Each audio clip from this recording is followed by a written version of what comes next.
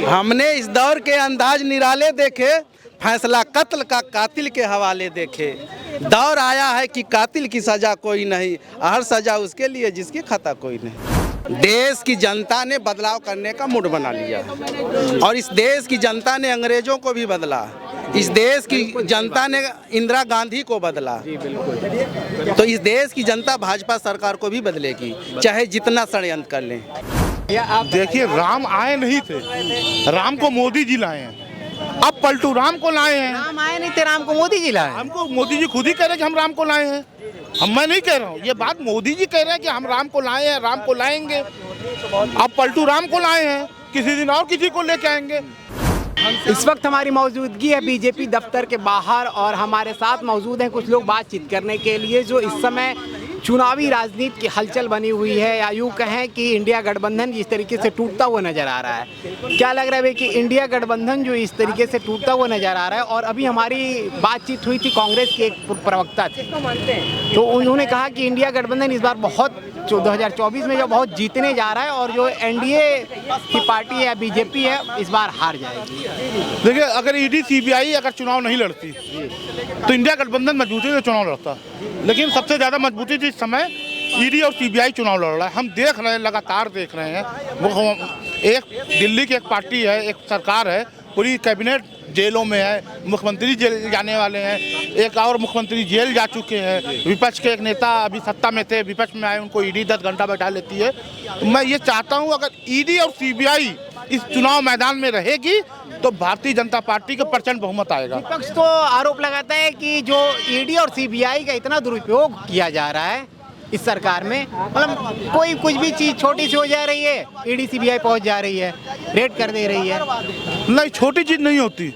एक पत्रकार थे सिद्दीक कप्पन, एक रिपोर्टिंग करने गए थे, उनको 4000 ईडी बैठा लेती है, वो 4000 का हिसाब नहीं दे पाते और 1.5 साल जेल में रहते हैं। ये छोटी चीज़ कहाँ है? 4000 रुपये से हमारे देश की इकोनॉमी गिर जाती है। इतना ज़्यादा पैसा वो मार के बैठे थे देश का कि 4000 रुपये का हिसाब नहीं दे पाए और जेल में 1.5 साल थे।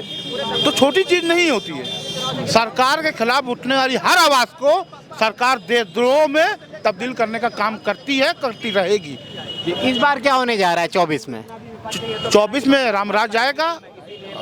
रामराज आ ही चुका है। मनुस्मृति आप रामराज की बात कर ही दी है तो मुझको एक बात याद आ गई है कि रामराज्य, और बिहार में आपने देखा कि क्या हुआ, पूरी सरकार एक दिन में बदल गई। बीजेपी क्या कहती थी कि हम राम के दिखाए राज्य पे चलते हैं, रास्ते पे, और राम क्या कहते थे कि रघुकुल रीत सदा चली आई, प्राण जाए पर वचन न जाए। और नीतीश कुमार ने क्या किया, और या बीजेपी, अमित शाह कहा करते थे कि बीजेपी में नीतीश कुमार के लिए हमेशा के लिए रास्ता बंद हो गया है, और नीतीश कुमार भी कहा करते थे कि भूल करके भी एनडीए में नहीं जाएंगे। तो राम के रास्ते पे दिखाए हुए तो बीजेपी नहीं चल रही है। देखिए, राम आए नहीं थे, राम को मोदी जी लाए हैं। अब पलटू राम को लाए हैं। राम आए नहीं थे, राम को मोदी जी लाए। हमको मोदी जी खुद ही कह रहे हैं कि हम राम को लाए हैं। मैं नहीं कह रहा हूँ, ये बात मोदी जी कह रहे हैं कि हम राम को लाए हैं, राम को लाएंगे। अब पलटू राम को लाए हैं, किसी दिन और किसी को लेके आएंगे। अब मुझे लगता है कि अब अगला नंबर अडानी और उसका नीरव मोदी, मेहुल चोकसी का है, जो अब विदेशों में है, उनको भी मोदी जी लाएंगे। मोदी जी बहुत प्रभावशाली हैं, बहुत ही ताकतवर हैं। राम को ला सकते हैं तो नीरव मोदी क्या चीज़ है? भारत की इकोनॉमी बढ़ जाएगी, ये लोग आ जाएंगे। ये जो आप कह रहे हैं कि मोदी जी राम को लाए, ये मैं नहीं कह रहा हूँ, ये मोदी जी खुद कहे हैं कि मैं राम को लाया हूँ, राम को लाऊंगा। कुछ कहना चाह रहे हैं आप क्या कुछ कहना चाह रहे थे आप? ये भैया बता रहे हैं कि मोदी जी राम को लेके आए हैं। हाँ, जब राम तो अपने आप आए, कोई लेके आया है। ये तो देश का दुर्भाग्य है कि मोदी जी लेके आए हैं, और मोदी जी को किसी को लेके आ रहे हैं। भगवान को अगर लेके आ रहे हैं तो मोदी जी भगवान हुए। तो मूर्खों के नजर में तो मोदी जी भगवान हुए। जब भगवान को लेके, भगवान सबको लेके आता है और मोदी जी भगवान को लेके आए हैं, तो इससे बड़ा मूर्ख कौन हो सकता है? वही बात हमने पूछी। नहीं, वो अलग विषय है, ये अलग विषय। मैं ये पूछ रहा हूँ कि जो बिहार में हुआ है, एनडीए के साथ नीतीश कुमार आ गए हैं और बीजेपी क्या कहा करती थी कि हम राम के दिखाए रास्ते पे चलते हैं, और राम क्या कहते थे कि रघुकुल की रीत सदा चली आई, प्राण जाए पर वचन ना जाए। और बीजेपी में ही अमित शाह कहा करते थे कि नीतीश कुमार के लिए हमेशा रास्ता बंद हो गया, और नीतीश भी कहा करते कि भूल करके भी बीजेपी में नहीं जाएंगे। तो अब कौन सही है कौन गलत है? देखिए, हम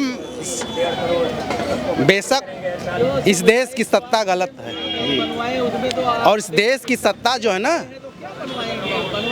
भाजपा में जाइए तो धुल जाएंगे, और दूसरी पार्टी में रहिए तो भ्रष्टाचारी हैं, दुराचारी हैं, लेकिन भाजपा में जाएंगे तो सदाचारी हो जाएंगे। ये कहाँ तक सही है?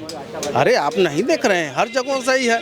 हमने इस दौर के अंदाज निराले देखे, हमने इस दौर के अंदाज निराले देखे, फैसला कत्ल का कातिल के हवाले देखे। दौर आया है कि कातिल की सजा कोई नहीं, हर सजा उसके लिए जिसकी खता कोई नहीं। तो अभी क्या लग रहा है? अभी क्या लग रहा है कि जो बदलाव आएगा, इंडिया गठबंधन एनडीए पे भारी पड़ेगा, एनडीए इंडिया भारी पड़ेगा? देखिए, देश की जनता ने बदलाव करने का मूड बना लिया, और इस देश की जनता ने अंग्रेजों को भी बदला, इस देश की जनता ने इंदिरा गांधी को बदला, तो इस देश की जनता भाजपा सरकार को भी बदलेगी, चाहे जितना षड्यंत्र कर लें। तो इस बार क्या लग रहा है, 24 में क्या बदलाव होगा कि नहीं होगा? बदलाव बिल्कुल होगा, बदलाव होगा, बिल्कुल बदलाव होगा। कारण क्या रहेंगे बदलाव के? कारण, जब तक सत्ता का नशा ऐसा होता है ना कि उसको दिखाई नहीं देता है, और जनता विश्वास भरोसा करती है तो आंख मूंद के भरोसा करती है, वो आंख मूंद के करते, लेकिन जब जनता नज़र खोलती है ना तो चारों तरफ से दृष्टि खोल के नज़र रखती है। अब जनता पछता रही है कि है हमने चुना उनकी खता भी नहीं, दर्द अपना है सकते बता भी नहीं, मेरे फसलों का हर भाव वो तय करे जिनको अरहड़ उधर का पता भी नहीं। और कह रहे हैं कि जाने कैसे हुए मेरे सरकार हैं, कुछ तो वादे हुए बासी अखबार हैं, बेटियां जल रही उनको दिखता नहीं, हम पराली जलाएं तो गुनहगार हैं। तो ये थे हमारे साथ कुछ लोग जिन्होंने कहा बीजेपी दफ्तर के बाहर ही कि इस बार सरकार परिवर्तन होगी, इंडिया जीतेगी, एनडीए हारेगा।